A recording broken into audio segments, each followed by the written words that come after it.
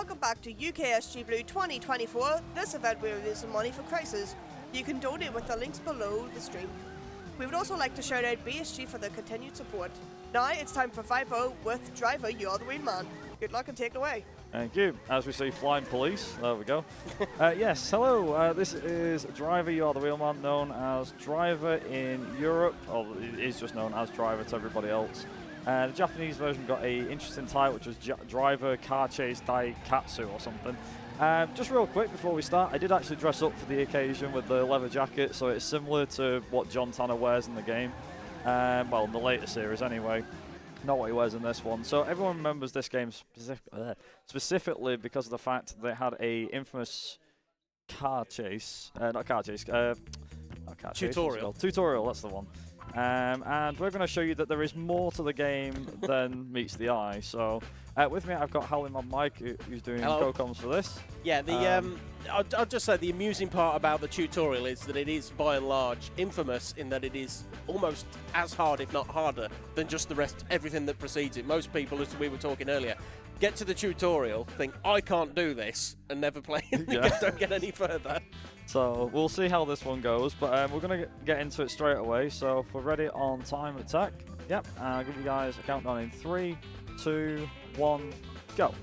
Okay, so first things first, we're going to get into the game. Now, I'll try and explain the story as best as I can as we go. However, there's going to be a lot of trivia being thrown in there and all the rest of it. First things first, though, we need to get rid of the car park. That's the main thing we need to get rid of. So this is basically you auditioning for the job as a driver. So you've got to do this like burnout, handbrake, slalom. And you have a bizarrely tight time. It wouldn't be so bad if it wasn't for the time you have. It is like insanely tight. God, it's a very infamous mission. Oh. So if you can get it in one go, and then do that. If it gave you another 30 seconds, this would be nowhere near as difficult, but that's very good. 20, just short 25 seconds, pretty good. So one of the first things about the speed tech in this game is the fact that the game is supposed to run at 25 FPS on PAL consoles and 30 NTSC and North American. Now, between missions and when the game loads in, obviously you'll see that the refresh thing will keep going. You might get a quick flash on the screen, so apologies about that if it shows up. But essentially, this game really struggled with its frame rate for 1999. So one of the main things that we're going to be doing during a lot of this run is playing in first person. Well, I'll say the first person, it's bumper cam. And this will allow us to not spawn as much on the screen at once. Not only that, so we're going to be on the NTSC version, which is slightly easier than the power release. And also, you may notice that we'll be looking left and right a lot of the time. This is to increase the frame rate and to make the game run faster. So, believe it or not, this runs most of the time going to be blind, for the most part. I thought panning left and right also helped potentially despawn cars that might get in your way, or am I confusing that with? That only happens in Grand Theft Auto, more or less. But one of the main things in this is that, like I said, we want to try and make sure that the frame rate stays as good as possible. So you'll notice that if I look in front compared to the side, I get a better frame rate here. And we have to wait for these guys, so wait till about 15 seconds until we can actually pick them up. If I go in the marker, my felony bar starts to fill up. So the way this game works, there's no checkpoints, so you must finish the missions in one go. The felony bar is a case of the police. The more it fills up, so you might see our chance at having the police here. We need to get to lock up with these guys, and the felony will stack up as it goes throughout the mission. So we'll see how that goes. It also stacks up in missions that have more than one part. So, for example, this is a all-in-one-go mission. The reason why I say a two-part mission is because of the fact that with the bank job, it's just a case of you pick the guys up and you don't have to do anything. Whereas in some missions, you might have to get to point A, then there'll be a cutscene, then there's a point B, then there's a cutscene, then there's a point C. But I'll try and explain, like I said, as much as I can as we go. But from your memory, Mike, So you got past the car park mission. I've beat this game. I've never speedrun it, but I've certainly beat Driver. Can you remember much of your experience when you played it? Honestly, a lot of it was spent in like the replay menu because it's hard. There was nothing quite like this game when it first came out because it took a very, very cinematic approach to the driving. It was based off of a lot of like 70s TV shows with like car chases and things like that, and it just had this absolutely awesome cinematic look. I mean, Viper can't really do it as part of the speedrun, but you have this like cinematic camera mode, and that's quite common now. But back then, it was something very new and very impressive. But I liked the game because, as I said, it was just something that there was nothing else quite like it until Driver came along. So this is the other thing as well, is that one of the things that we tend to do is we look at walls and things like that as best as we can, because when we're looking at the walls, the frame rate is about as maxed out as it can get. Obviously, we've got fast disk speed on, so obviously the load times are a lot quicker on a console than they are on emulation due to emulator rules. So the first and foremost with this is you have this answering machine. This is how you get your missions. However, in certain cases, you can only pick one mission. But by clicking fast forward or rewind, or just selecting the thumbs up, the way it works is that you're given potentially the idea of 2 or 3 missions. The ones that we're going to do are the fastest ones. So we're already seeing that we've gone from day to night, and we will get other weather effects as well, including rain, and towards the latter end of the game you start to get like snow and things like that. So in this particular one, the way that Miami is structured is you do the interview first, which we've already done, you do the bank job, then we do Tico's ride, then we have the cleanup, I think it is, Tanner meets Rufus. You also have a few other bits and pieces as well. Oh, we got really good there. Just one other thing to mention as well is due to the fact it's on console and the frame rate can sometimes lag and slow down, you may hear that the song skips or it repeats itself a bit too much. Obviously it shouldn't do that, but having the fastest speed on does actually cause the soundtrack to kind of loop a little bit, so apologies for that, especially if you like the original soundtrack. Not to say it'll ruin it too much, but still. So one of the main things that was found out about this game is there are what we'll call blind spots where the AI can't hit you because the AI doesn't spawn. So you can see that where our headlights cross over, they form an X. If that X is on the yellow line there, I can literally sit here and just do this and nothing will hit me. None of the AI will hit me. Now that's great. However, when a police car shows up, which it will in a minute, there you go, he's going to come after me. And that obviously means that he's going to try and charge at me. Now, he would have took me out and everything like that. Now, most missions involve not having a police tail, so we may need to destroy this guy, unfortunately. However, no, he's not going to lose me. Okay, right, we've got to destroy him then. Now, this can happen. Again, this is actually where the main RNG is. Now, luckily, I can just do this and destroy him. And if I can get this, there we go. And put the car as close to the house as possible. That's actually crash into the house. Crash into the house. So there's other things as well. There is a few side plots going on here. So when you start the game, we'll actually try and cover the story in bits and pieces. But the way it works is you're a guy called John Tanner. You're an undercover police officer who works for New York Police Department.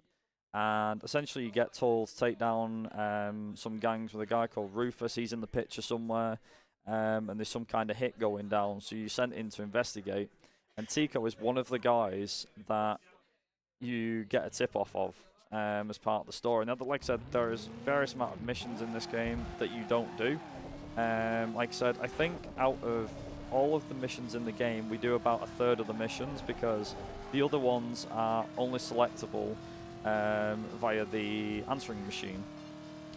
So with that being said, we've now dealt with Tico. So you may have heard or may not have heard, I don't know how quiet or loud it was, but basically Tico has gone to a guy to visit a guy with a bad memory, and he put his memory right by, if you didn't hear it, gunshot. So he was killed. And now when I was a kid, all I saw in this game was, oh, it's just driving. You drive from point A to point B, simple as that. But there's a really sinister plot underneath the plot of the game. So Tico has killed someone, and basically what we've now got to do, the cleanup, I think it should kind of be obvious. We're going to get rid of the body. So we're going over to the house. Now, the funny thing is, the house that you stop at in the previous mission that Tico shoots the guy in is not the same house as this one. So this is a first of our two-part missions. So the first one is to get to the house. The second one is to get the car with the body in the back to a safe location. Now, as I was saying before, there'll be times where at the end of missions you may see that I'll be looking left or right or behind me, because like I said, we want to make sure we despawn as much as possible. It's all about keeping the frame rate as high as possible. So for those that may be infamous with the Driver series, or that didn't know about the Driver series, so Driver came out back in 1999. It was released by Reflections and Infogrames. I think it was also developed alongside GT Interactive as well. Interactive, yep. For the PlayStation 1, and it got a PC release, and in 2001 they made a Game Boy Color version. And the Game Boy Color version was pretty decent. It only had half the missions. It was literally just Miami and New York and nothing else. Whereas in the main console and PC release, we actually had 4 cities. Now back in 1999, at the time, GTA was around. Grand Theft Auto was a thing. It wasn't a 3D thing yet, but it wasn't 3D, exactly correct. And because of this, when Driver released, it actually knocked Grand Theft Auto off its high and mighty perch, and was a case of, Grand Theft Auto was, a good game series. I mean, nowadays it's one of the most popular game series of all time. But back in the late 90s, when that released, they obviously had the top-down perspective Grand Theft Autos, the early ones did. However, Driver was like into the 3D realm and that sort of thing, and as a result, Driver was the game to kind of have a benchmark against, which was really interesting. A year later, we got a sequel, Driver 2, and as a result, it meant that you had 2 games out before the infamous one, which was Grand Theft Auto 3 in 2001. This was then followed by Grand Theft Auto Vice City, and Driver couldn't keep up. Grand Theft Auto obviously was then took over, and Driver couldn't come back from that.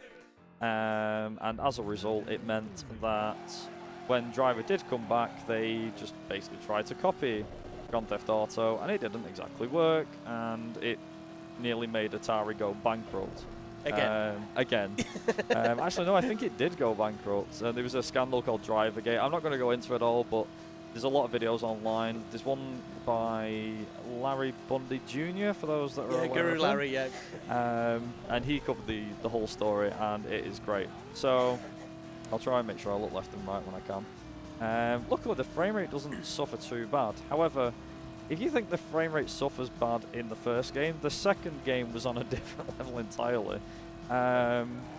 Essentially, with Driver 1 and 2, the difference was the cities were bigger, the graphics looked better in Driver 2 than the first game. However, because of the amount of stuff they crammed onto the CDs, the frame rate took a nosedive in a big, big way. Like I said, you think the frame rate's bad here. Driver 2's PS1 port was even worse. Like way, way worse. And we actually managed to get lucky with that police car. He didn't realise we were speeding. Now, I was mentioning before about there's a PC release. The reason why I'm doing PS1 and not PC is the PlayStation 1 release had a few notable differences. Most notably, the police spawn rate was a lot slower than the PC version. The damage model, in my opinion, is a lot better on PlayStation because you can just destroy a police car pretty quick by grinding damage out on them. And also in general, it just, surprisingly, the PS1 version looked better than the PC version. Now, this is 1999, remember? So you would have thought that it would have looked decent, but I don't think the PC version does look as good, in my opinion. They may have had to, back at the time when PC hardware was a lot more, like, ownership was a lot more limited, and hardware was, even back in 1999, having a dedicated graphics card on a PC was quite a rare luxury item. So they probably had to in a reversal of normal circumstances, they had to water the PC version down to get it to run well enough. They probably did. The other thing is as well is it's the first game I ever played where I played the PC version quite a few years down the line. And when you go into the graphics, you can pick what frame rate you want to play at. And it goes like 25, 50, 60, and then just unlimited. So this is bust out Jean-Paul, and what we have to do is ram this car. Now, Driver was infamous for its chase missions. Now, unfortunately, he's got infinite mass. So if I ram him full on, he will destroy me, or he'll make me go flying off the rails. Where's he gonna go? Come on, come on, come on. Go, go, go, go. Okay, so I have to try and keep alongside him. I don't know if he's going there or no, he's not. So the way that the chase missions work in this game in particular is that the cars have it's like a catch-up mode. If you get too far, he slows down and you speed up. However, when you're close to him, like so, it makes things very interesting. So once we're done like that, as you can see, the AI's just proved exactly what I mean about having infinite mass. Also, cool guys don't look at explosions apparently. But anyway. So these chase missions are completely RNG, and essentially what we've just done there is we've busted a guy out of, I won't call it prison, it's an armoured car.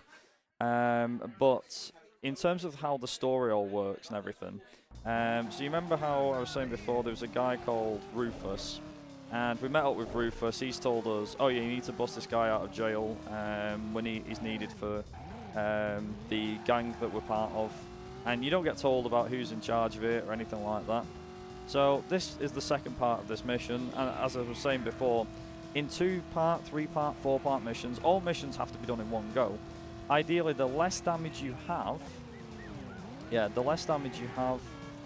in the first part, or the less damage you can do in the first part or two, the easier it becomes. Now, I will say that there is a lot of hurdles in Driver 1. As I already mentioned, there was the infamous interview, but one of the missions that is coming up, it comes up right after this, is called Superfly Drive. And Superfly Drive is simple. The guys have asked you to steal the sports car. You need to drive it all the way across town to the other side of the map. There's only one problem. The car is extremely fragile, and the cops are completely stupid. But the car is really fragile, so you can't just destroy a cop willy-nilly if you so desire. However, not only that, the time limit that you have is also worse as well. Now, I don't know if he's going to come at me here. Alright, dude. There he is. This is the other thing as well. If you don't lose them in time, then that happens.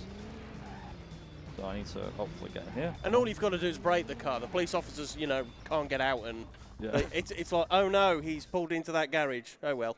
Now the thing is as well, you can actually have on odd occasion, you can have the AI try and chase you down when basically, here's how it can sometimes work. You can sometimes go in that garage and activate a cop. The cop will then, the garage door will shut, but you won't activate the trigger, and the cop will be stuck outside, and you'll be stuck in the garage. So you can't destroy it, and it soft locks you in the garage, so you have to restart. So this is the first hurdle of the game. Now, a few things to mention. So there was a PAL release, an NTSC, and a Japanese release. The Japanese release became the easiest version of the game. I think it was released at the same time. The easiest way to show this example off is in the Japanese release of the game, this mission gives you 2 minutes 50. The North American release gives you 2 minutes 45, and PAL gives you 2 minutes 40. The PAL is the tightest on timings, extremely tight on timings, no doubt. So you can see here that the car's extremely quick, and we'll get all the way to the end. Now, I have to be extremely careful with police and make sure that I don't destroy the car or even touch the car, so I have to be careful. The other things as well is traffic patterns. I have to keep an eye on them very, very closely, because cars just love to come out of thin air and just cut across in front of you. So luckily we're not doing too bad. And like I said, we've just got to get to the end of this mission. If I can get past this one, I'll be happy, because then we have one that involves taking a guy down called Diangio, who, obviously, don't forget, we're still a police officer, we're undercover. So we have to give guys over to the police. Turns out a guy called DiMaggio, I think he's called, he's in the picture, and we need to get him arrested. The only way we can do that is take his car down. However, this has to come first. We have to get this mission out of the way. There are other missions in this game, such as in the pickup, which you get in San Francisco. a very difficult mission called the Briefcase, which lasts like nearly 10 minutes. It's a terrible mission. Sometimes it is easier to play tough missions extremely safe. Now, for this one, I've got to make sure that he goes that way. There we go, thank you very much. But I don't know where. Ooh, okay. Now bear in mind, if I touch one of these cars only slightly, what will happen is the damage bar will go up massively. So we might end up having to restart this mission if we get a cop near the end, so I'm really hoping that police RNG is kind to me, and I would really like to finish this first try. So here's hoping. There is a lot of missions like this where you want to try and finish them first try. Okay, so what I can actually do here is I can do this. I can drive away and he'll despawn. Come on, despawn, there we go. Right, okay. Don't know if that actually helps, but notice my time limit. I've only got 30 seconds. So what's the next cop going to show up? Is he going to be... Okay. Okay, he's seen me, and I lose him in time. Lose me. Please lose me. Yes! I was going to say, I think you had the legs on him there. Okay, so that's like the first major hurdle over the... I'm actually quite happy about it. That is a relief. Really is a relief. Okay, that is a tough mission. Like I said, passing that first try is key. So the next one is to take out a guy called D'Angio. This is a chase mission. Whilst that's going on, what I'm going to do is I'm going to hand it over to our host, if we've got any donations or anything like that. We do indeed. We have $50 from Rusix saying Viper is the wheelman. Watching anyone zoom through this game is insane. Good luck on the run. We have $13 from Auric saying, here's my match for Sonic Dream Team crashes and overestimate. And $13 from Polster saying, if Auric says to match I don't know, I match I don't know. Why? Because money. And all three of them go towards the Easter egg race showcase happening later for GTA. We are just shy of $600 for that. It will be happening in 5 hours, so if you want to see that, folks, get your donations in. If we do match that as well, we will beat several previous UKSG donations as well. We will beat Winter 22, Summer 20, and we will be possibly just shy of being Spring 21. So get your donations in and make sure you click the incentives for that to be accepted.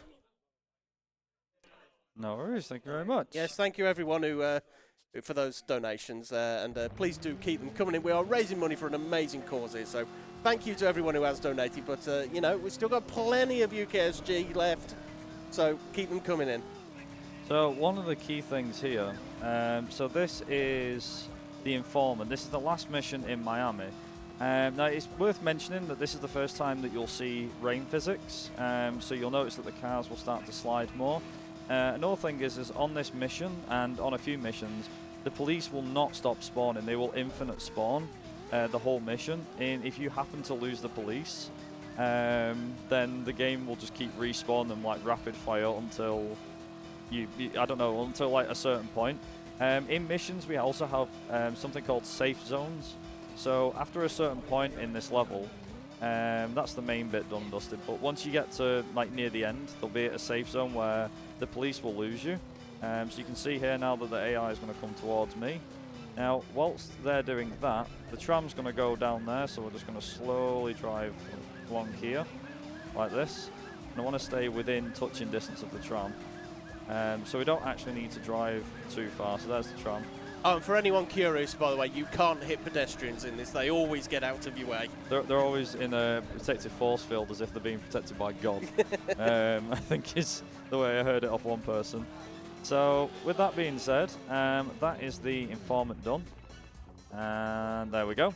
And that is the end of Miami. Now it's worth mentioning at this point in the story. So Rufus asked you to break that guy out. You did the supercar thing. You took D'Angio down. And during this, there was a girl with Rufus when you met him. Now, again, this is all in the cutscenes, but I've skipped over all them. And pretty much, here's what's happened. The girl is called Jessie, and she shoots Rufus in cold blood. And the reason why we chase her is because Tanner finds out what she's done. And the idea is that you end up taking her down. You have to chase her. And basically that's what we've done. So then we basically get her in for an investigation, and she turns around and says the guy's in San Francisco. So we're now in San Francisco, home of lovely hills and other good things. My personal favourite city in the entire game. I spent God knows how many hours in this city. I have a massive affection towards San Francisco, thanks to this game. And not only that, but we also had the dilemma where I think it was in 2011. I say the dilemma, but in 2011... Oh, the tram caught you there, I think. That was just about... in 2011, we got a new, the last main driver game in the series, which was called Driver San Francisco, so I was pretty glad that they were able to, you know, they're able to bring back the old cities and things like that, so that's pretty nice. Also, I ideally should have got, like, sat right next to the wall, because that's the fastest way to do this.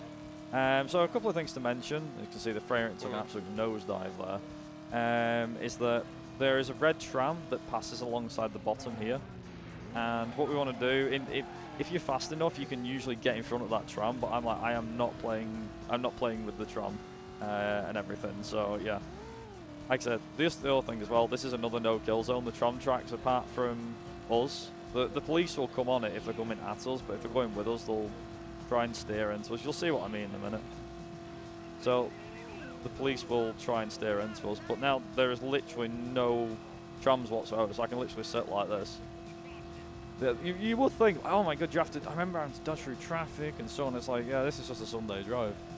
That was one of the fun parts of the game, though, when it first came out. Though. It was the ability to duck and dive between. As I said, this was like one of the first fully 3D open world kind of driving game. Not in this kind of level of visual quality, even as crude as it somewhat looks today. But it, as I said, I still have to keep going back to just the cinematic mode in it. It was just so awesome just to watch this game at the time, just to see all these like car chases and things. And as I said, it looks rough now, but I promise you, back in '99, this was like bleeding edge in gaming. It's like. Back then, it was a case of, wow, look at the graphics, they're so good. But as you're alluding to what you said earlier as well, yeah, this kind of really gave like the GTA series a bit of a kick, an unexpected kick in the backside, because as you're aware, it was top-down, zoom in, zoom out to handle frame rates, and then all of a sudden this came along, and it just took things to an unexpected level, and they started out as innovators. Unfortunately, the Driver series kind of just... It kind of fizzled out. It did. It was a shame, really, because so at the moment, Ubisoft owns the rights to the Driver series, the Driver IP. And as far as the series is concerned, they had Driver 1 in 99, Driver 2 in 2000, Driver 3 in 2004. In 2006, we got Driver Parallel Lines. 2007 was Driver 76. And then the last main game in the series was Driver San Francisco in 2010/2011. I think it was 2011 actually when it came out. And we've not had a new Driver game since then, so it's been 13 long years.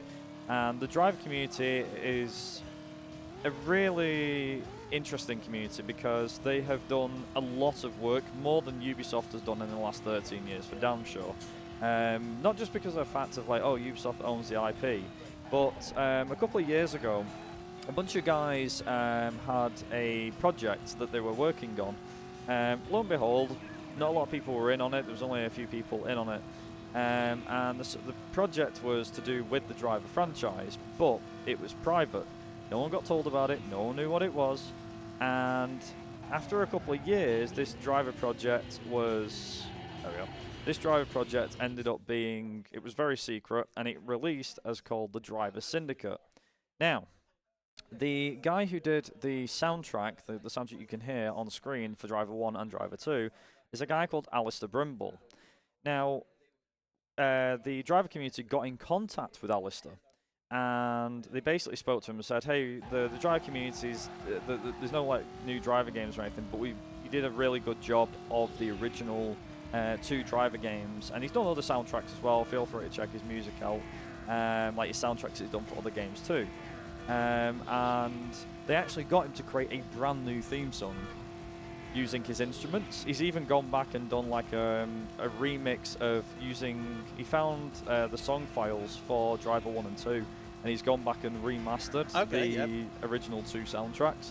In my opinion, they do sound really good. There are some soundtracks that sound better in the original soundtrack than they do in the remake, but credit to him for actually like finding the original music files for it. But I think it's amazing that the series hasn't had a new game, so the community created its own, albeit that's probably a lawsuit with Ubisoft waiting to happen. However, it is basically an entirely mod world for the whole game. The game's free, it's in like open access sort of thing. The guy that created it, or one of the main guys involved, is a guy called Soapy, who's in the Drive community. Honestly, would recommend dropping him a donation or anything like that for his work that he's done. If you're interested in the Drive community, he's one of the main guys when it comes to programming. Also, that guy decided to try and take me down, but anyhow. But there's a lot of other content creators as well. So mentions goes to Mine and Drive, Vortex Story especially, Snoopy. Christ, there's quite a few more. Honestly, I do apologise that I'm forgetting like some of the big names. But like I think Commando 52 Colton, the Survivor, another driver speedrunner, who I was lucky enough to meet in person last year. He gave me a tin of Canadian maple syrup, which was quite nice of him, which I've still got and I've not opened yet, so sorry Survivor if you're watching. Yeah, the Drive community is basically looking after itself, and because of the fact that when Driver 2 released in 2000, unlike the PS1, unlike the first game on PS1, which got a PC release, Driver 2 didn't, and really could have done with one. Anyway, fast forward to 2020, and Driver 2, or Red River 2, whatever you want to call it, was a thing. As such, basically the game was now playable properly, instant load times and everything like that. Also, yeah, this is a taxi mission, which is quite fun, because it takes about 10 seconds, and we have to freak this guy out, like that, and you just hear him screaming. So that mission was basically an informant. We had to scare the crap out of him, and luckily it's a fast mission to do. So that's the reason why we did that. The next missions are all mandatory. So we've got Cozy to the Chopper. We pack a guy out called Cozy and get to the Chopper. And then we've got the Mercy mission, which is a 3-part mission, and there's some trivia. But yeah, the Drive community has looked after itself over the last few years, and essentially they're doing the work that Ubisoft should have been doing, to put it bluntly. You know, they literally did turn the idea of, you're not going to make a new game? Sod it, we'll make our own. So they did.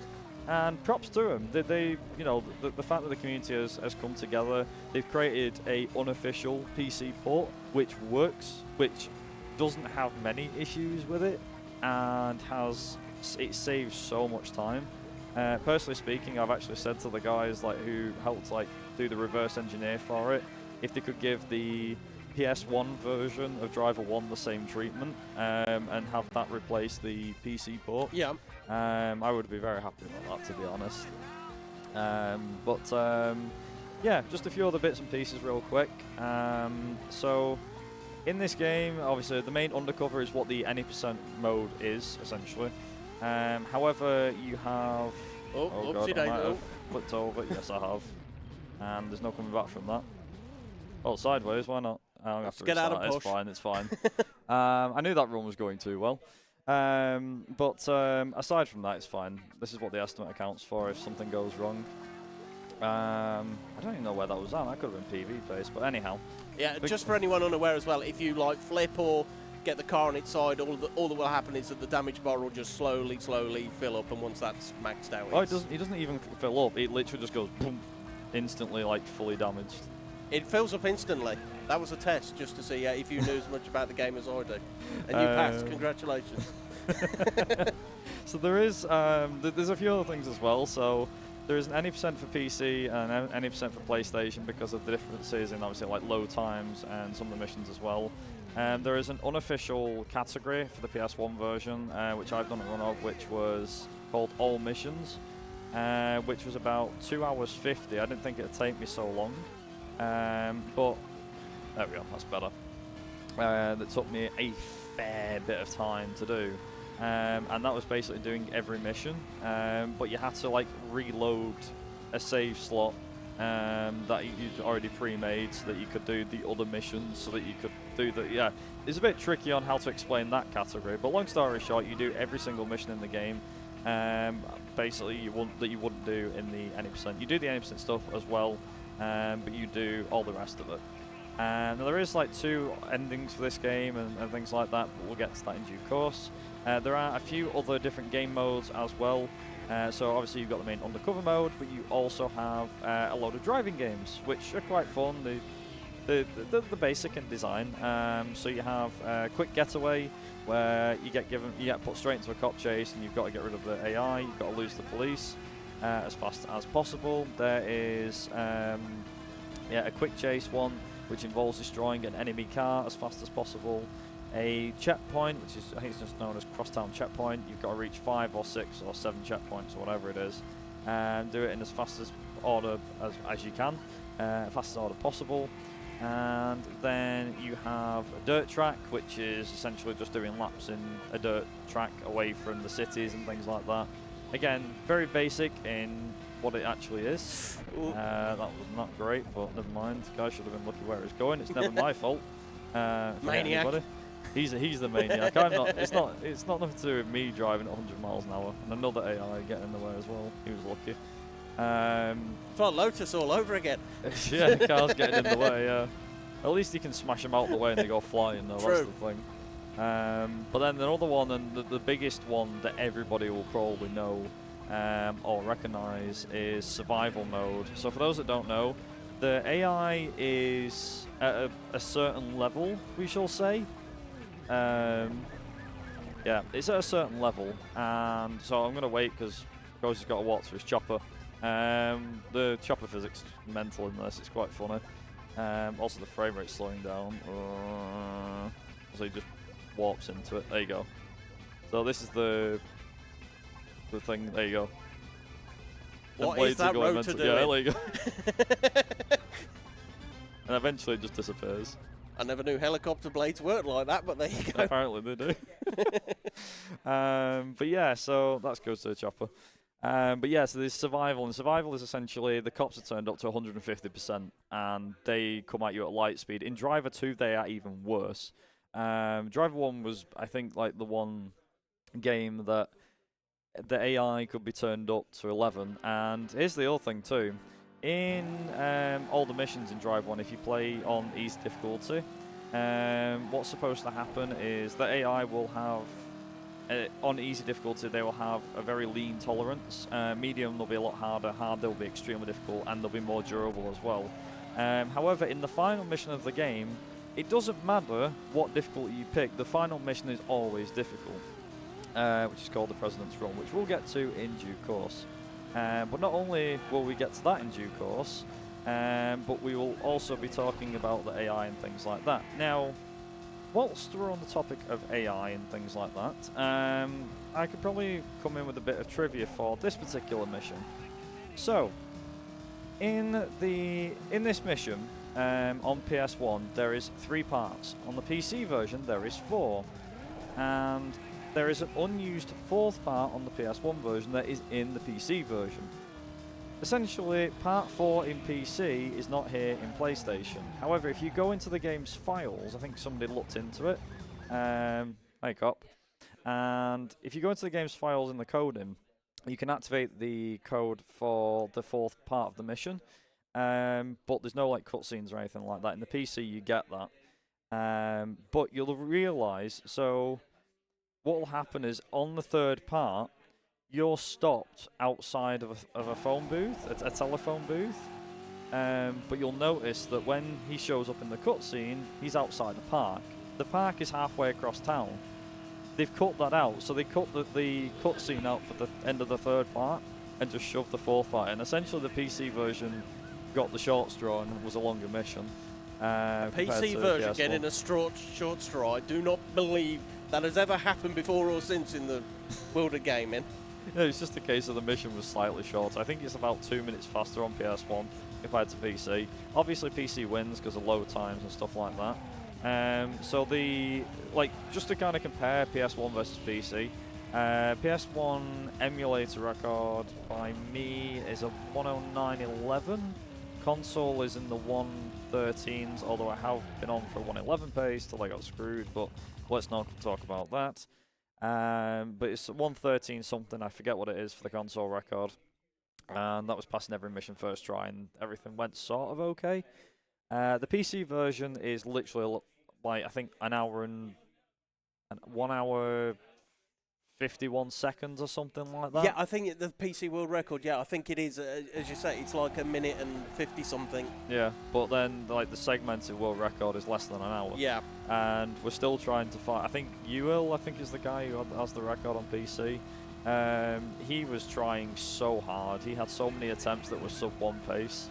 And he just came up short because, unlike most games, driver just isn't fair, full stop. It doesn't care how good you're doing, it doesn't care what pace you're on. If this game has a chance to mess you up, it will. And the police AI, the whole game has one set of RNG going through, which is the police chases. That is the main thing about driver. The police are your RNG. If they spawn at the end of a mission, you've got to lose the time and everything like that. So one of the main things, oh wow, Ooh. That police car didn't know where he was going, neither do I at this point. But one of the main things about it was that, well, let's just say this, the PS1 version has some funny tricks up its sleeve that the PC can't do, which in my opinion makes the PS1 version better.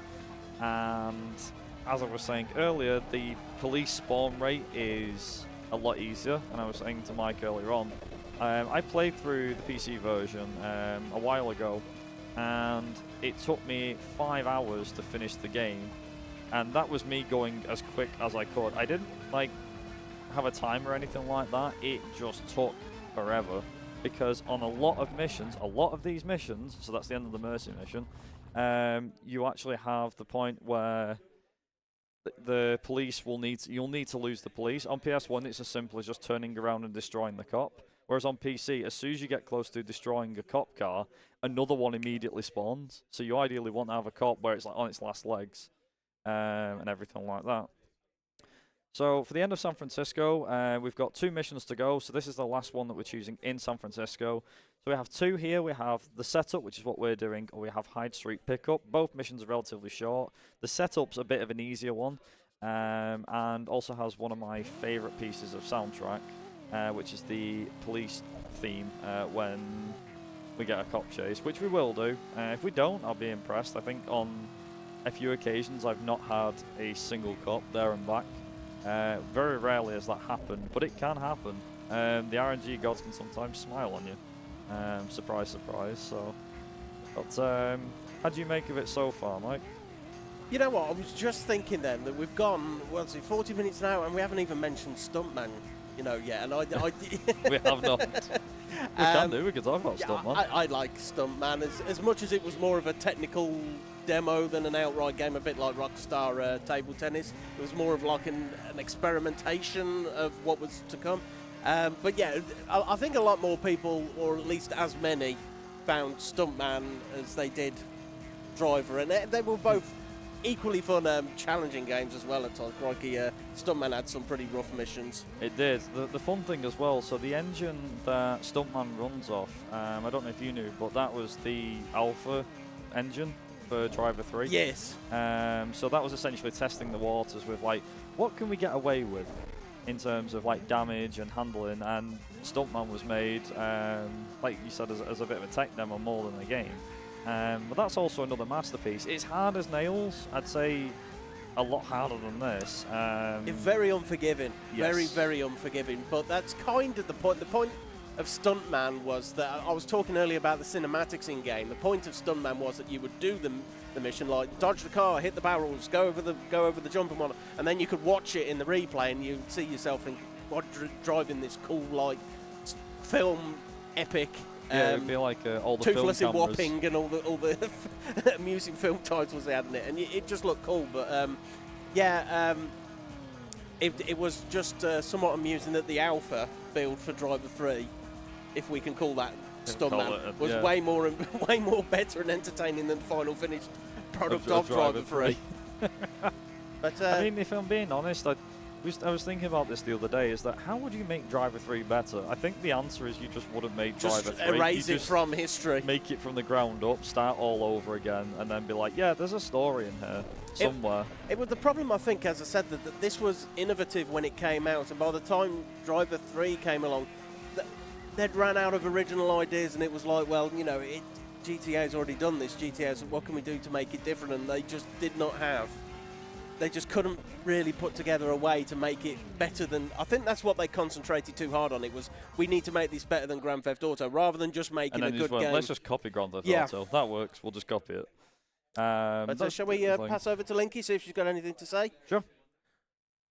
Yes, we would just like to thank NSG for supporting this event. Norway's resident speedrun event have run 2 events this year and Ask Yodrum, I believe it's pronounced. I forget. Ask, yeah, something like that. Was Nordic when we need them. Yodrum, thank you. The next event is NSG Spring 2024 that is happening in April the 11th to 13th and is going to be streamed on twitch.tv/NSG Marathon. Yeah, definitely check out NSG. They've been absolutely, you know, we have an association with them that we're getting on very well with them, aren't we? We are indeed. So with that being said, that's San Francisco done and dusted. Now you're wondering, the estimate is an hour and a half, and we're 45 minutes in. We've done 2 cities, so you think, oh, okay, the other 45 minutes is going to come from the other 2 cities. No, it's not. So Los Angeles actually only has us doing 4 missions. Now this is where the time save came in. So a couple of years ago, one of the runners, Iceman, found something very interesting. Now, if I get it first try, this will be great. If I don't, it's fine. It doesn't take that long to get there. So essentially what you've got to do in this particular mission is you need to get this cop car, the first time in, I think, 2 missions that we're driving a cop car. So we can actually drive it, siren and everything. And what we're going to do is we have to drive it down the other end of the map. So you can see here, the map, we've got to be on the right-hand side where that red dot's going. That's where we've got to go. However, if I go down here... Now I think I know what's coming. You might do, but anyway, if you've never seen this before, you might want to keep an eye on what's going to happen next. So, the programming didn't stretch too well to the corner of the map. So, as a result, something very interesting happens. So if I can get it, there we go. This happens. So we sink the car into the water, and that counts as a mission pass. Yeah. So we can glitch our way through the mission, basically. They really didn't. It's complicated how that works, but they didn't really ever expect you to drive into the water in this game, did you? And it all come. But it was like, oh, it takes forever, because up until this point, the run was taking like an hour 25, an hour 30. And then that was found, it was like, right, this is going to save us a lot of time, like a hell of a lot. The chase missions are one of the other parts of RNG. Also, I'm pretty sure I just saw a car disappear. So this is Duval, and he is a bit of a pain, so I'm going to have to try and keep up with him and destroy him. He will not back off. Now, luckily, if I can get him in it. Come on, go. Stop. Leaning towards me doesn't make the car. Sorry. You're like my wife playing Mario Kart. She's like a... She doesn't even use the Wii controls, but she's still... So that's Duval stopped. Now, I will just say, this next mission is a 6-minute behemoth. It is a long-ass mission. It has essentially 2 to 3 parts in this. The first part is we have to go and pick up a bunch of hitmen. The second one is we've got to take them to a Chinese restaurant to perform assassination. And the third bit involves getting to a safe house. Now, the first 2 parts of that are in one go, and then we have a break, a cutscene, and then we have the last bit where we have to get them to the safe house. So, Linky, this is probably a really good time for donations, charity reading, anything, really. You've got about 5 minutes 5 minutes, yeah. 5? You could talk very slowly, that might help. Well, we'd just like to remind everyone that we are currently on our last incentive for the Easter Egg Race Showcase for Grand Theft Auto San Andreas with Josh Lato, which involves Lego Island and Crash Team Racing in a GTA San Andreas game. Absolutely. If we raise a total of $750, Josh will show some of the races from 2 of these games after his run if we meet this incentive.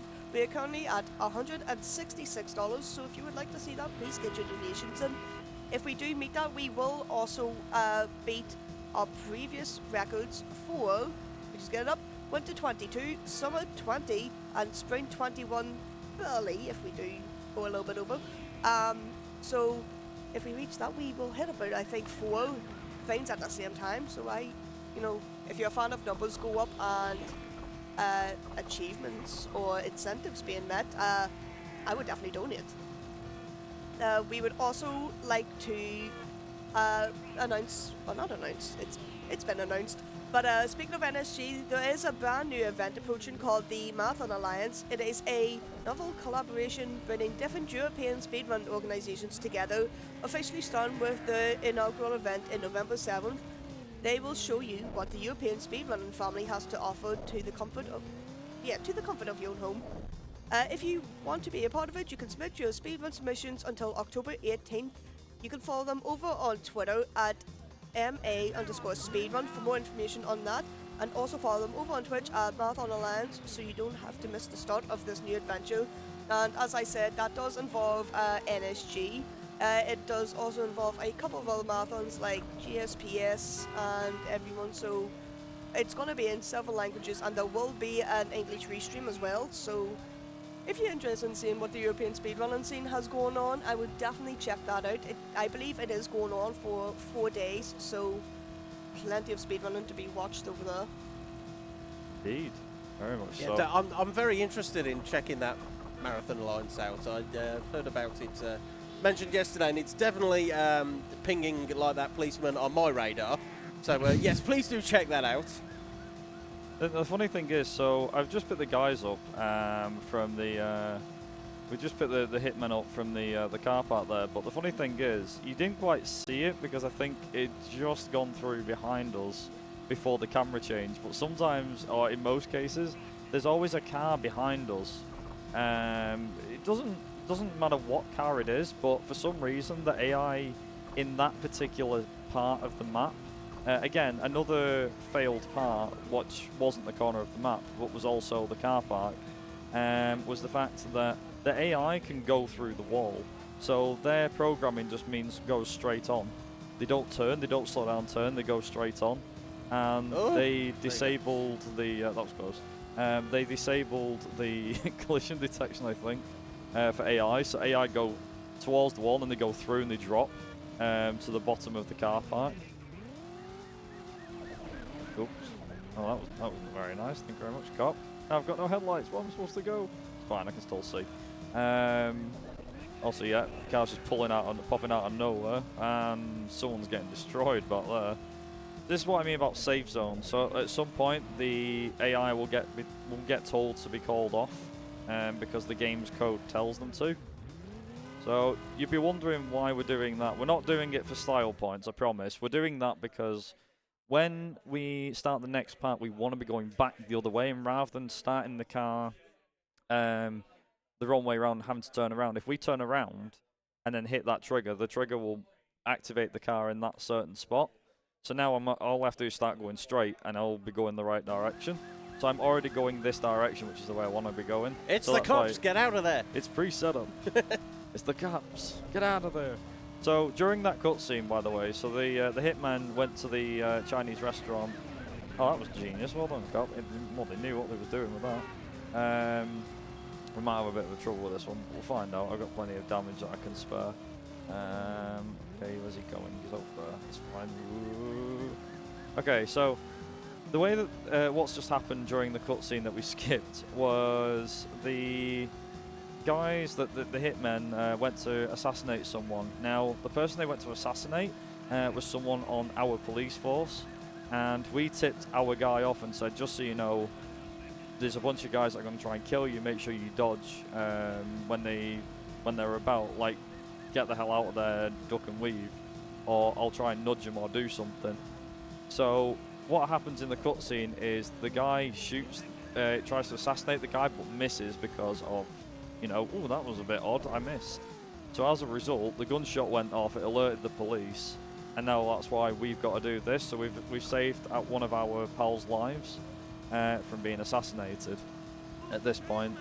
Now, one of the things is that the frame rate runs clear as day when I look down there, but when I'm everywhere else, it's like, yeah, the frame rate's pretty awful. Now, as your felony builds up, this starts to happen. You start to get police roadblocks, and after a certain point as well, if you get the felony goes up and up and up, what will happen is you'll have the felony goes up, but what will happen is the police will put their cars closer together, which makes it harder to get through the police roadblocks without getting damaged. That looks like a Mark 1 Golf there. From the Sorry, front. from the front, yes. Yeah. Not quite from the back, though. It's like a sedan thing. The best thing is, at the end of that scene, the guy goes, they knew we were coming. Now, normally what we do in Los Angeles is we used to do a mission called the Test Run. And Test Run was like a 3.5 minute... It was a 3.5 minute mission. But what ends up happening is we do one called Beverly Hills Getaway now. Beverly Hills Getaway is a lot shorter because we can abuse the sinking car glitch again. And in a different kind of way this time. I also get to show off two different things. I get to show off the out of bounds thing again. However, thanks to going on YouTube and having a look at ways of getting out of bounds, I think one of the guys in the Discord shared it. He shared a video of points in the map where you can literally just drive through the walls. Oh, okay. I had no idea, but at specific spots you can literally just drive and it will go out of bounds. So there's a few in San Francisco. There's like 1 or 2 in San Francisco, but they're not useful for any of the missions. I wish they were, but they're not. But then in New York, there's barely any. Obviously, Los Angeles has some. And Miami doesn't have any.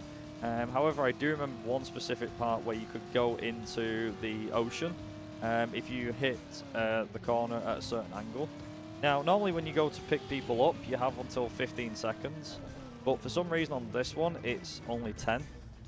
So I need to... I like how it says too early, come back later. And it's 5 seconds, come on. There we go. And you want to hit it like bang on near 10 or close to it. So you notice how the cot's been called off. So as soon as these guys get in, if it stops lagging, they're immediately chasing us again. And they've lost us just like that. So we've got to get to a lockup. However, if you do this mission legit, spoiler alert, it's a trap. So when you go there, the police show up and it's like, get us to our safe house. So we don't do that. So what we found was, as I said, there was the out of bounds that you can do where you sink the car in the water. We're still going to do that. But what we're going to do instead is I'm going to show you something else, which makes this a lot easier, makes it more safer, because sometimes you go through, go into the water and the car won't sink. So instead, what we're going to do, and I've had police chase me through here and everything, it's quite funny. Okay, so basically there's this big building here on the right, and whoop, there's nothing there. So this is what's outside of the map, and now I can just drive. But you notice how the frame rate's a lot better here, because it's not spawning. It's fantastic. I mean, in fairness, all it's done is that static image of the horizon. So then we just drive again to here, like this, and sink the car just on the edge. Blub blub. Yep, eventually we want the frame rate to do its thing. There we go. And the frame rate should be instant, there we go. Right, okay, so this is where the story is now going to change, and depending on which one you do. So there is 2 routes for New York that you can do with missions. The way we're going to pick this is we're going to just have I'll call it the bad ending or the Tanner ending. So this mission we're doing, so the route for New York is Grand Central Station Switch, which we're going to do now, the accident, Trash Granger's car, the negatives, rite of passage, and the President's Run. If you go the other way and you do the other mission on the answering machine, you do Luther's Heap of Junk and the Rescue, which is a 6.5 minute behemoth, and it is hard. Even on the easy difficulty, it is difficult. And you do Trash Granger's car, the negatives, you still do them missions because they're mandatory. Well, Trash Granger's car isn't, it's optional. And then what will happen is you'll then do the alley situations. You'll save a girl called Allie if you take that route. And then lastly, you'll do the President's Run. And that will always be the finale mission. And in the ending for the game, it will change because you saved Ali instead of, well, her not existing. So one of the key things I just want to mention real quick is how much I hate yellow cabs in New York. Now, apparently this is quite realistic because they get in the way anyway in real life, and they can't drive for toffee according to what I've heard.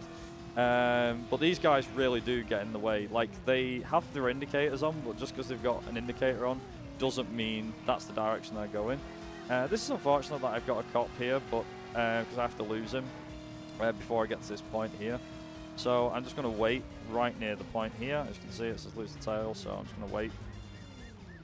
There we go. Okay. I was going to say, you're just going to damage them out of it again. Yep. And luckily, there we go.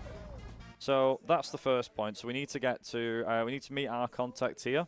Then we need to, pick up a briefcase of some kind. Then we need to get to Grand Central, and then we need to make the exchange. So we need to get back to that briefcase. So we're being like the middleman, so to speak, for this one. So that will be interesting. And we've got a part 2 here. Now, bear in mind, this is again, as I was saying before, it's a 6-minute behemoth of a mission. You've got 3 parts. Your damage stacks up. So the less damage you are able to do, or less damage you do to the card, the better chance you'll have of beating this mission from start to finish. I think when I played this, I actually lost this mission more than a few times because of the aggregated damage that you take throughout it. It is definitely... Taxes as well. As yeah. a case in point, there you go. They stop, but then instantly pull out again. So it is all about reading traffic patterns as well. You see what I mean? They just pull out. They don't. As soon as you see one, you're like, do I put brakes on or do I not? I'm going to try and avoid crashing into taxis. It's New York. They're just happy they can go anywhere. Yeah, that's true. Very true. Very true. So this was the soundtrack I was on about before, the one that I really enjoy. So the third part of this mission involves you get tailed off a bunch of black cars by someone unbeknownst to us. But also one of the things as well, just to kind of move the story along, we've skipped the story for a fair bit. But essentially, one of the guys that you were doing missions for, he tells you that he works for a guy called Castaldi, and Castaldi's got a big job, and he's like, I want you in New York. I need you there. We need a driver that can do that can get us places. So he hires you, and you get taken on board as part of his gang. And as a result, obviously, with you being an undercover police officer, you then need to make sure that you're able to take some guys down to make sure that they don't get away with anything. And obviously you want to make sure, basically you're taking them down from the inside out. So whilst we're doing this, like I said, this is it's a bit of a hard part of this mission, to be honest, because what's going to happen in a minute, as you'll see in a second. Ooh, you got sideswiped. There we go. Turn myself around. And now you just turned it into a pirouette. Lovely. Yes. Luckily it's slippy. So now we'll get told that we're being tailed. So then these black cars will start chasing us. And just like the police in that one mission, these guys are going to keep respawning all the way to the end of the mission. After a bit, they get told to back off. But again, this is RNG with if they lose you and then respawn, lose you, respawn, lose you, respawn. So we'll see how this goes. And back in taxis. I'm going to say this now. This is the antagonizing part of this particular mission. Okay, he didn't hit me. That's good. Sometimes I can use I can sometimes use the taxis against them. However, they are going to come to me in a minute. I'm expecting 2 cars to start coming at me in a minute. Nope.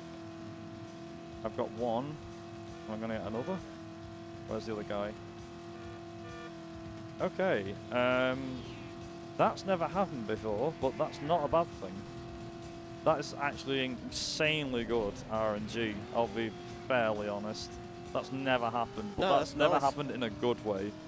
Like, wow, that was really impressive. Thank you, game. Thanks for being so complain nice. when RNG just throws you a bone. No, I'm not complaining. That's because so New York has the 6 missions that we're doing are all just equally as bad as one another.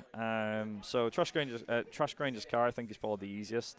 So we've got the accident, which is coming up. So basically, we got told that one of the guys in the gang is out to do something terrible, and as a result, we've got to make it look like an accident. So you remember that cop car we stole earlier?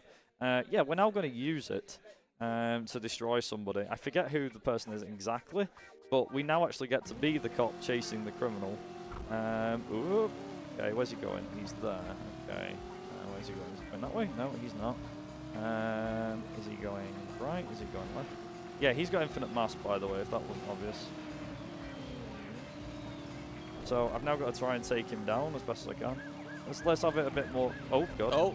Oh, he's taking himself out. Oh damn! It. Nearly got him. Close. Come on. God, no. Ooh. God, one more nudge. Come on. Also, yeah, I'm doing I think I'm doing a good enough job as a cop here. I'm taking him down. There you go. There we go. Also, I can't turn the siren off now. Was that the accident, by the way? That was supposed to be the accident. Oh, yes. okay. Didn't look very accidental, but just full on sideswipe. Boom. I accidentally hit his car a dozen times. It's like, stop. I shouted at him. I helped him gently to the floor. Right, so I just need to listen out for this. Ranger's wheels, yeah, that's it. Okay, so what we've got to do here, this is about a 2-minute mission, give or take. What we've got to do is trash Granger's wheels. So that is the last time we're going to choose the mission in this game. As a result, what we've now got to do is we've now got 2 missions to go, well, 3 missions to go. So we've got trash Granger's wheels first, then we've got the negatives, which is a horrible mission. No pun intended with the fact that I'm being negative about that mission. And then we have rite of passage, which is 3.5, well, in real time it's about 4.5 minutes because of the frame rate and everything, but it's about 3.5 minutes to do it. And then we have the President's Run, and that's kind of it. Also, I'm surprised I made it through that gap, to be honest. Nice and easy. And I'll be honest as well, I only derusted this like last week. Also earlier this week, and I did about 2 runs and was like, yep, I'm good enough, it's underestimate, I'll take it. So the fact that this run's going really far underestimate is a lot better. So Granger's car has got a problem with it. It's protected by law enforcement. So what we've now got to do is I need to wreck him. So you have this like 2-second window with police where for some reason after a second or 2 of wrecking his car, the police will not chase you straight away, which I think is quite funny. And all of a sudden they do chase you, and I'm like, yeah, okay, this seems fine. This is fine. So yeah, it's all good. It's all good. But like I said, for me, this is the easier mission in New York, to be honest. Once we get past the negatives, then I'll start to relax a bit more, and then we have rite of passage, and then we have the President's Run. Look at this music. This is a jam. It is. It is pretty good. So I don't know whether the cops will show at the end. They might. Oh, they did, but they didn't. They showed too far up the road, so I was able to beat the mission faster. Yeah. Move along, officer. Nothing to see here. Yeah, it's like, go on, shoot, shoot, go. Okay, so the next one's called the negatives. Now this one is a difficult chase mission. In my opinion, it is one of the hardest chase missions in the entire game. Because of the fact that there is a few ways of wrecking cars in this game, as we know, and I don't know what route's going to go, so we'll see how this goes. So we've got to get him, and he's going that way, and I can maybe get on his right side, so he's going to go, no, he's going to go left, actually. No, he's going to go the wrong way, okay. Okay, so now you're going to go left, because there's no other way you can turn. Oh, okay. Close. Come on. Stop. Come on, please. Game opposed. Let's go. This will work. If he makes a left turn, he's stuffed. Just saying. Come on. No! No, you can taxi. Go on, yeah. Go on, get him. Go. There. One more, there we go. We got it. Go. Okay. Hardest mission. There we go. Nice. Okay. Phew. Right. So now we've done the negatives, we've got rite of passage. Rite of passage is about 4 and a bit minute behemoth, and then finally we have the President's Run, and then the run is finished. And So throw over to Linky to see if yes, definitely. getting towards the end. Linky, you got anything you'd like to? 3.5, 4 minutes. We have a $20 donation from the Wolves with no comment, but that's going towards the East Egg Race Showcase later on with Josh's San Andreas run. So we are currently, if I just give that a refresh, at $186 out of $750. So we are slowly getting our way towards this incentive, folks. It is the last incentive of the marathon.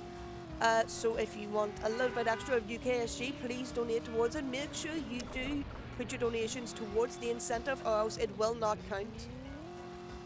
Awesome, thank you for that donation, Wolves. And for those of you watching yesterday, you've seen his incredible Indiana Jones run. That was very, very entertaining. So yes, thank you for the run, and please do make sure that your donation is set to the incentive. We would love to get that met before we finish up here, but don't worry, still plenty of UKSG to come. Sorry, just jumping again. I believe that's another. Is that another 20 as well, or is that a glitch? We're double checking. Okay. We are checking. VAR is looking at it. It was just the one. The system's being weird. Oh. New system. I was going to say, you're starting to sound like the Ferrari strategy guys. Like, we are checking. We are checking. We are checking. We are checking, Charles. We are checking, Charles. We are checking.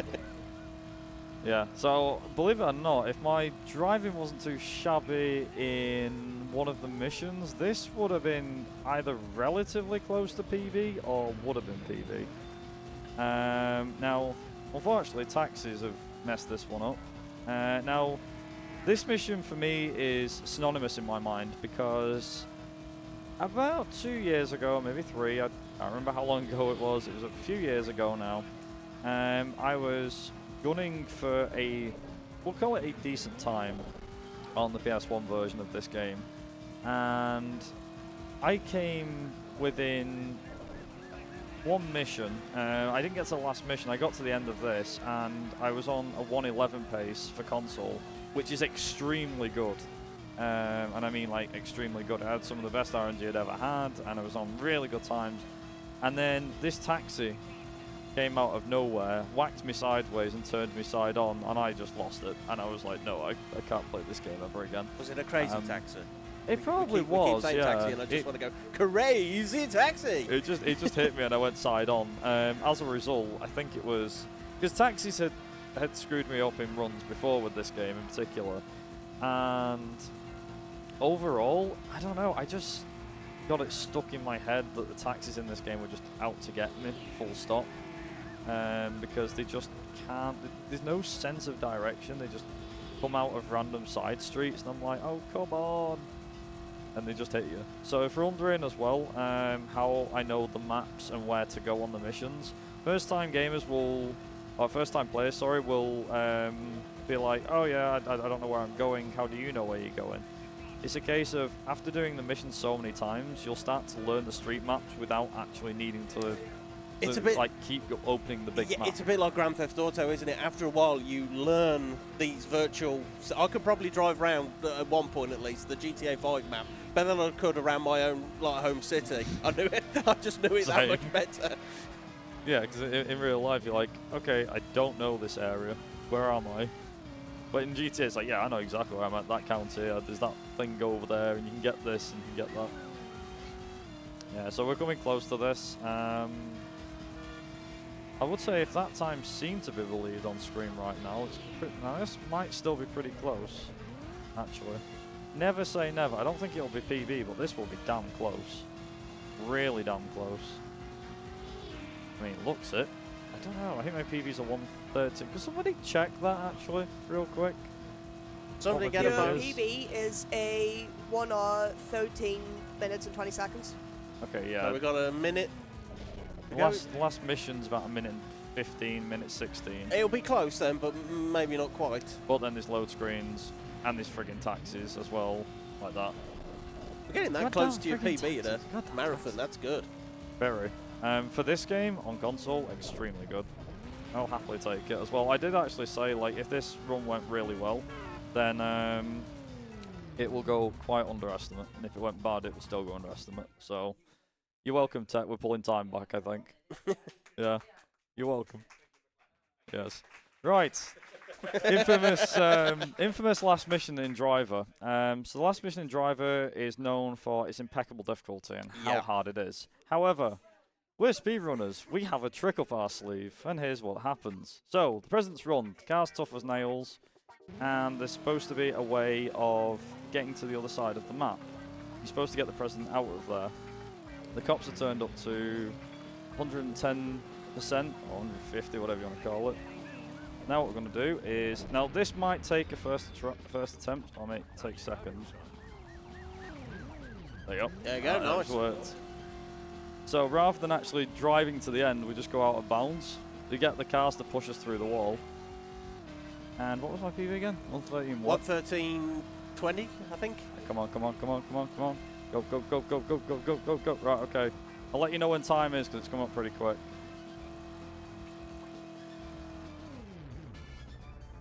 Right, if we'll I can get the again. Come on. Frame rate would be nice. Goodbye, Mr. President. And time. Not bad. Not Close bad. to a PB. So I'll just say this as well. So one of the main things that the president says in that, he always says, "Nice driving, son." Someone in my chat, Digital Ducky, always says, "Nice drowning, son," because we drowned the car in the water. But yeah, it was a glitch that was found a good few years back, quite a few years ago, and obviously made this mission 10 times easier than it has to be. For those that don't know about the mission, like I said, you have to get across town. The car's tough, but it can't take much punishment. Not only that, the game transitions from day to night. You go through rain and sleet as well, and like I said, the police are turned up to 150%. And it really is a hateful mission. Yeah. Absolutely awful. I remember struggling so much as a kid. If I knew this when I was a kid, I would have had so much. I wouldn't have been pulling my hair out as much. But yeah, so that was Driver You Are the Wheelman. And I do believe we do have a few Geordies in here, possibly. Or Newcastle people will say that. Why I, man? So I won't keep this on for too long. I'm just hoping that the game will just hurry up and load. But Infogrames was made in... the Infogrames one was made in... So I'll open the credits there. So Infogrames was based in Newcastle. And what they ended up doing was they decided, as a bit of a little nice reward, I guess you'll see... remember your Jag? That is a Jaguar, very nice. And also, this is Newcastle. They actually ported, they made some of the city of Newcastle, including the time bridge, everything in this game.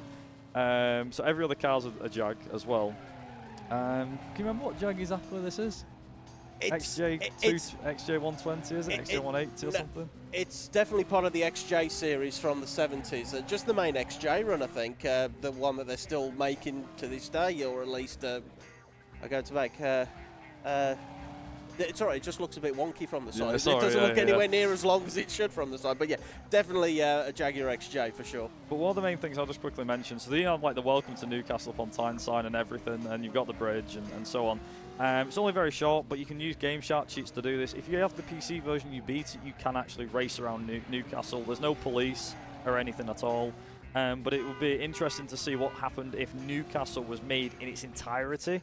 For a driver game. I think that'll be quite impressive, to be fair. But the other thing is as well, real quick, I'm just going to kind of round this out here. Thank you very much for UKSG for having me. I've submitted this God knows how many times, I think, over the years. I think it's about 5 or 6 years, and the fact it's finally got in, I'm glad to finally show it off in person. Persistence pays off. Oh yeah, exactly. Yeah, hopefully you guys enjoyed it. You can pick this game up if you want to run it on emulator or console. Feel free to do so. Like I said, there's a PC version and the Game Boy Color version. Shout out goes to my Viper Racing community for being so good. The Driver community, Driver Madness, and the Speedrunning Discord. Great bunch of people. And like I said, check out Driver Syndicate, which is a fan-made game. Also, quick shout-outs real quick as well to Racing Marathon, which is coming up. Submissions are still open for it. My own Macraeathon, Blast from the Past, which is racing games set before 2000 and we allow anything. Feel free to check that over on Owenga, so I'm going to do a quick cheeky plug on that one. And last but not least, shout out goes out to Mike for co-commentating this, and my lovely partner on hosting, Broken Hyperlink, for doing hosting. So You're very thank welcome. you very much. And yeah, that's it. Since when have you and Sken been dating then? Sken or Blinky? No, you said your lovely partner on hosting. I thought you meant Sken, but...